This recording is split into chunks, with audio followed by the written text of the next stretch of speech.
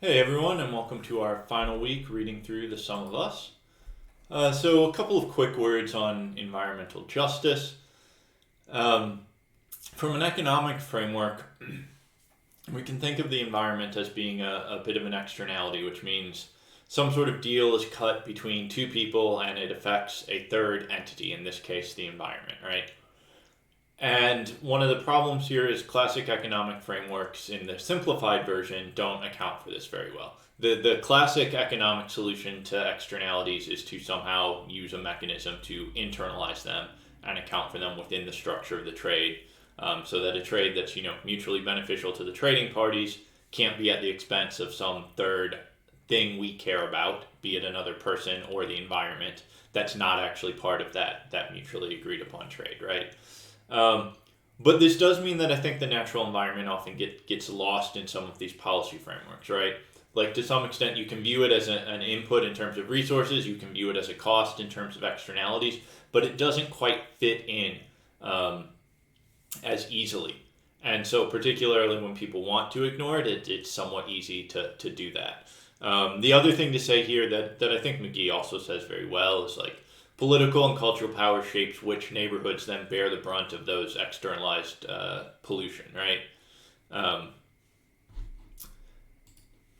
so I want to get back to narrative policy a bit, and some of the narratives that McGee is spinning here. One thing that I think is important is that everyone wants to feel like the hero of their own story, right?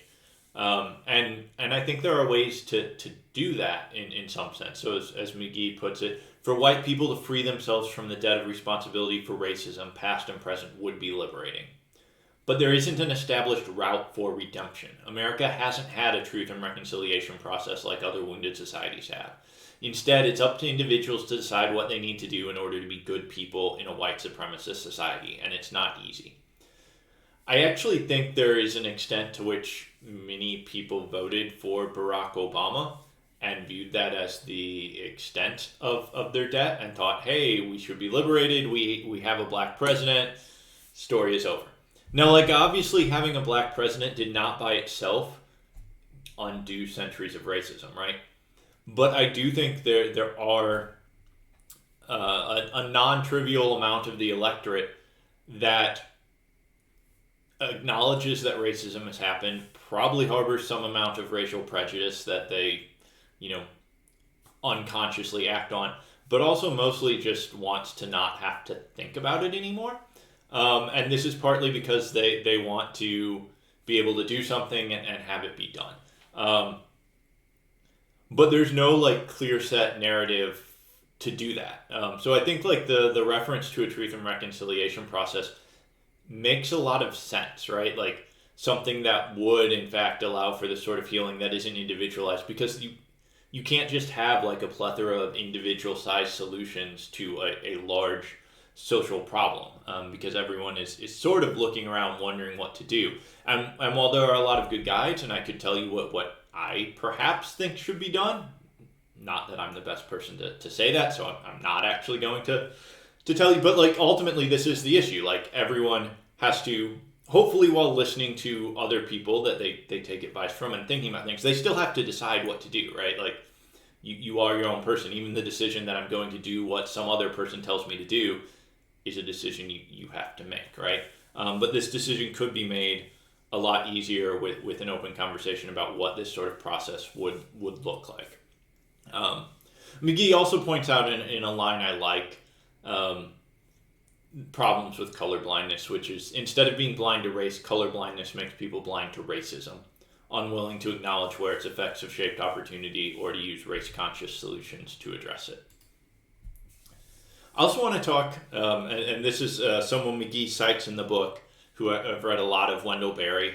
He's native to Kentucky. He's a farmer. He writes some very interesting novels about a fictional town. And he's very interesting to me in part because he writes very differently than an academic. He takes a very different point of view than academics. He says, my economic point of view is from ground level. It is a point of view sometimes described as agrarian. That means in the ordering of the economy of a household or community or nation, I would put nature first, the economies of land use second, the manufacturing economy third, and the consumer economy fourth. You'll note, though, that many of our metrics place the consumer economy first, right? Certainly not nature or land use. Manufacturing statistics are also mentioned, but a lot of the ones that headline things, GDP, unemployment, inflation, all of that has to do with the consumer economy. And then Barry also is sort of critical of the sort of mobility that comes with economic opportunity. And one thing is, across Kentucky, particularly Appalachia, we've seen like population movement out of local communities, and sometimes that's good.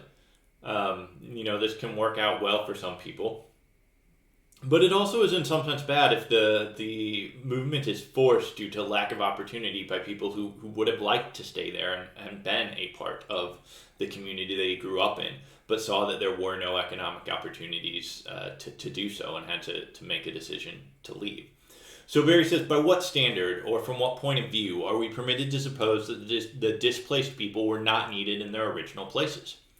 According to the industrial standard and point of view, persons are needed only when they perform a service valuable to an employer. When a machine can perform the same service, a person then is not needed. Our mobility, whether enforced or fashionable, has dismembered and scattered families and communities. Might it not be that the displaced persons were needed by their families and their neighbors, not only for their economic assistance to the home place and household, but for their love and understanding, for their help and comfort in times of trouble? The final note I'll make is, before reading The Sum of Us, I was going to assign the book The Color of Law by Richard Rothstein. It's a little drier and more academic, and overall, McGee is just a very talented writer who I think really brings to light the role of race across a wide range of issues, while The Color of Law focuses specifically on law and very much on housing. But Rothstein is also a very deep technical dive if you're looking for someone who is citing all of the evidence of exactly what happened and what the government's role was, and thus why the government does in fact need to play a role in reversing things. So, his conclusion is, if segregation was created by accident or by undefined private prejudices, it is too easy to believe that it can only be reversed by accident or in some mysterious way by changes in people's hearts. But if we, the public and policymakers, acknowledge the federal, state, and local governments segregated our metropolitan areas, we may open our minds to considering how those same federal, state, and local governments might adopt equally aggressive policies to desegregate. He also says, to provide an adequate environment for desegregation efforts, the United States also needs a full employment policy, minimum wages that return to historic levels and keep up with inflation, and a transportation infrastructure that makes it possible for low-income workers to get to jobs that are available. Okay, that's all I wanted to say. Hope you have enjoyed reading McGee's book and discussing it in class, and I'll post these discussion questions, and looking forward to continued discussion.